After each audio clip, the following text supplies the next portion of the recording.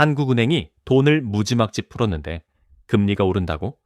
한국은행이 정하는 우리나라 기준금리가 지난 5월에 0.25%포인트 낮아진 뒤 연 2.5%를 유지하고 있어요. 그런데 이상해요. 한국에서만 금리가 급등하고 있습니다. 무슨 일이 벌어지는 걸까요?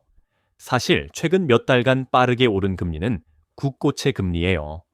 국고채는 한국 정부가 발행하는 국채예요. 국채 금리 개념부터 한번 정리해 볼게요. 채권은 돈을 빌려줄 때 쓰는 일종의 차용증으로 볼 수 있어요. 국채란 한 나라의 정부가 돈을 빌리기 위해 발행하는 채권이죠. 채권에는 차용증처럼 이자를 언제 얼마나 지급할지, 원금은 언제 갚을지, 몇 년 동안 빌려줄지 등을 정해서 명시해요. 채권을 산 사람은 채권 발행자에게 돈을 빌려주고 이 약속대로 이자와 원금을 받을 권리를 갖게 돼요. 사실 우리가 은행에서 대출 받을 때도 자연스럽게 채권이 생겨나요. 만약 한 달마다 이자를 갚다가 5년 후 원금을 모두 상환하는 신용대출을 연 5% 금리로 받았다면 만기 5년, 이자 상환, 주기 1개월, 연금리 5%인 개인 신용대출 채권이 생겨나는 거예요. 채권은 개인뿐 아니라 국가나 지방자치단체, 기업 등 돈을 빌리는 대부분의 경제 주체가 발행해요. 국가가 나라 살림에 쓰려고 돈을 빌릴 땐 국채가 발행되는 거고, 회사가 돈을 빌릴 땐 간회사채를 발행하죠. 건실한 국가나 이름 있는 대기업이 돈을 빌릴 땐 신용도가 높으니까 비교적 낮은 금리의 채권이 발행돼요. 신용도가 낮은 나라나 기업에는 사람들이 돈을 잘 빌려주려 하지 않을 테니 신용도 낮은 채권은 비교적 고금리일 수밖에 없어요. 한국 국고채 금리는 5년 만기 채권을 기준으로 지난 2개월 사이에 0.7%포인트 가량 급등했어요. 9월 중순에 연 2.544% 수준이었던 금리는 지난 5일 오전 기준 연 3.24% 수준이 됐어요. 3년, 10년, 20년, 30년 등 만기가 다른 여러 국고채 금리도 일제히 0.6에서 0.5%포인트쯤 올랐어요. 우리나라 채권 금리는 보통 미국의 채권 금리 흐름과 비슷하게 변화하는데 이번엔 한국 국채 금리만 올랐어요. 전보다 한국이라는 나라에 돈을 빌려주기가 불안해라고 생각할 요소가 늘어나면 국고채 금리는 상승합니다. 한 국가의 정부는 신용도가 아주 높은 채권 발행자잖아요. 이런 정부가 돈을 빌릴 때 내는 이자가 늘었으니 기업들이나 가게가 부담하는 이자율도 높아질 수밖에 없어요. 기업들은 이런 변화의 영향을 가장 먼저 받았어요. 회사채로 자금을 조달하려던 기업들 입장에선 돈줄이 마르는 셈이에요.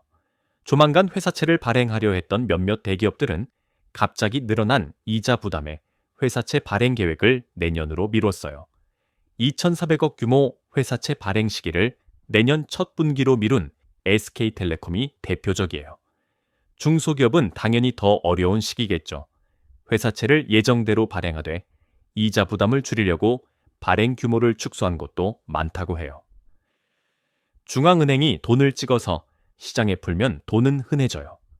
돈이 흔해지면 돈의 가치, 즉 돈을 빌리는 대가인 금리는 떨어지는 게 정상입니다. 그런데 지금 2025년 12월 대한민국에서는 이 상식이 완전히 무너지고 있습니다.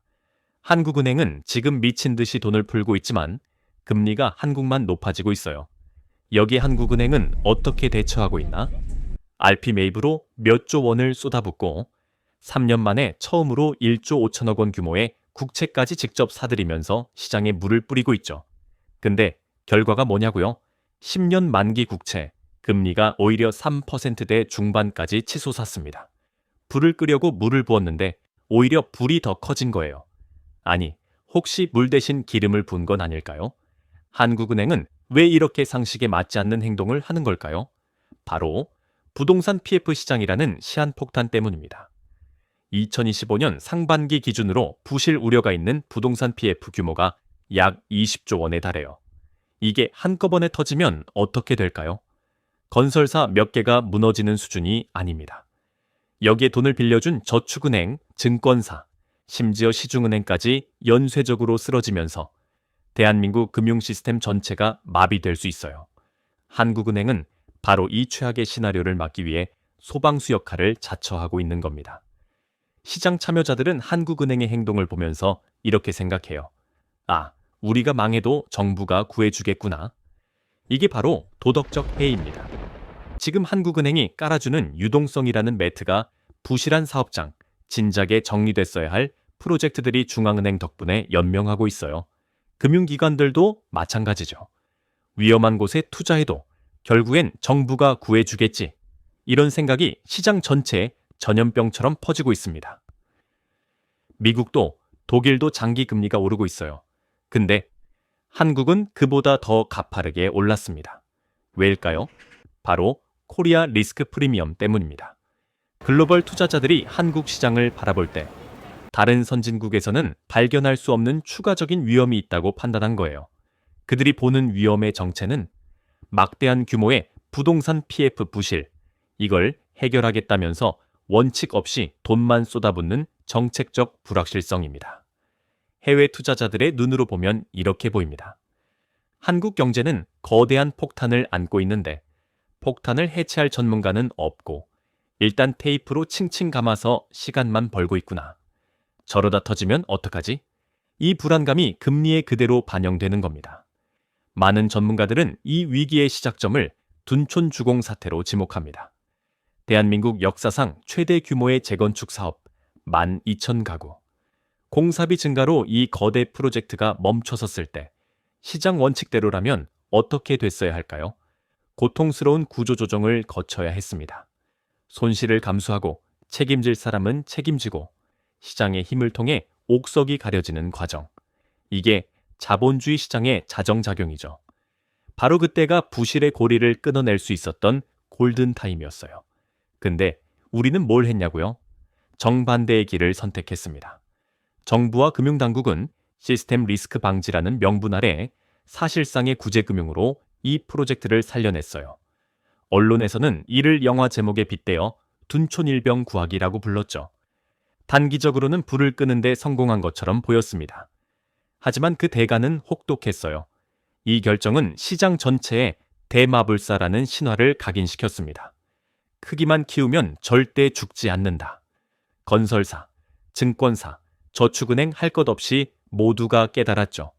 위험 관리는 필요 없구나. 일단 몸집만 키워서 사고를 치면 정부가 살려주는구나. 이때부터 사업성 평가는 뒷전으로 밀리고 너도 나도 무분별한 PF 대출이 폭발적으로 증가했습니다.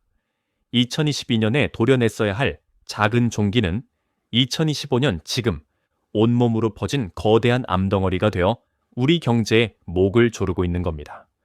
자, 이제 중요한 이야기를 할게요. 여러분, 각자가 스스로 경제 상황을 판단하고 대비할 수 있는 5가지 계기판입니다. 자동차 운전석에 속도계, 주유계가 있듯이 우리에게도 필요한 계기판이 있어요. 계기판 1, 국채 10년물 금리, 위험의 예고편. 지금 3%대 중반 수준이에요. 만약 이게 4%를 향해 치솟기 시작한다면 내부 시스템의 균열이 심각하다는 첫 번째 경고등입니다. 계기판 2, 원달러, 환율, 위험의 신호탄. 한 나라의 내부 문제가 터지기 시작하면 가장 먼저 눈치채고 도망가는 건 외국인 자본이에요. 1,470원을 넘어 1,500원을 위협하기 시작한다면 대한민국 경제에 대한 국제사회의 불신임 투표가 시작된 겁니다. 계기판 3, 외환 보유고, 급감, 방어선의 체력. 현재 약 4,300억 달러 수준인데 이게 급격히 줄어들기 시작한다면 우리 방어선의 체력이 빠르게 소진되고 있다는 위험 신호입니다. 총알이 떨어져가는 군인에게 더 이상 전선을 지킬 힘이 없는 것과 같아요. 계기판 4, PF 대출 연체율, 뇌관의 온도. 여기서 주의할 점. 전체 평균이 아니라 저축은행이나 증권사 등 취약업권의 수치를 봐야 해요. 취약업권의 연체율이 10% 안팎까지 치솟는다면 내부 폭탄이 터지기 직전이라는 신호입니다. 계기판 5, 외국인 채권, 주식, 순매수 동향, 스마트머니의 흐름. 외국인들이 한 달에 수조 원씩 꾸준히 팔아치우고 있다면 그들이 우리보다 먼저 위기를 감지하고 배에서 탈출하고 있다는 명백한 증거입니다. 이 5가지 계기판이 모두 빨간불을 깜빡인다면 주식이나 부동산 같은 위험 자산의 비중을 줄이고 달러나 금 같은 안전자산의 비중을 높여야 하는 시기입니다. 물론 정부도 손 놓고 있는 건 아니에요. 신규 PF 대출의 자기 자본 비율을 2028년까지 20% 수준으로 끌어올리는 로드맵을 추진 중이에요. 하지만 우리도 준비해야죠. 여러분의 경제 계기판을 오늘부터 책상 위에 올려두세요. 그리고 다가오는 2026년, 그 거대한 파도 속에서 살아남아 새로운 기회를 잡는 행동하는 투자자가 되시길 바랍니다. 구독과 좋아요, 알림 설정 부탁드립니다. 다음 영상에서 만나요.